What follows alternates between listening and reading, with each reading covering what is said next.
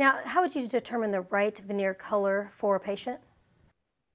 You know, the right veneer color depends on, first of all, what they're expecting to see in their own eyes. They usually go to People magazine and say, oh, I want that.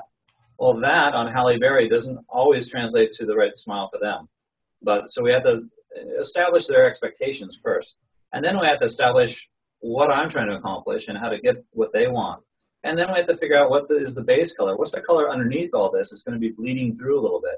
Not bleeding, but the color comes through on a veneer, because a veneer is a paper-thin piece of porcelain. And so if you have a dark tooth underneath, you're going to get some darkness coming through. We don't like that usually.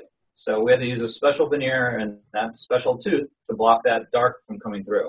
So there's many different kinds. Yeah, I think that's really great for the patient to know, because if they're not aware of all the aspects that are involved with creating a perfect colored tooth, they may not understand why they can't get the color they want, just instantly.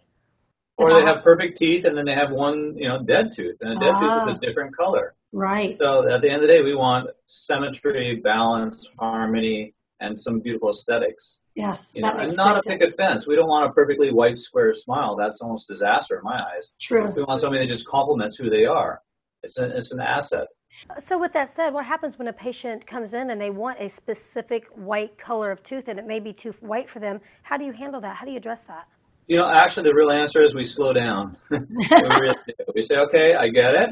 Let's make a set of provisional veneers or temporary veneers. Let's take a moment and make a beginning set, and then we'll put them on and we'll let you look at them.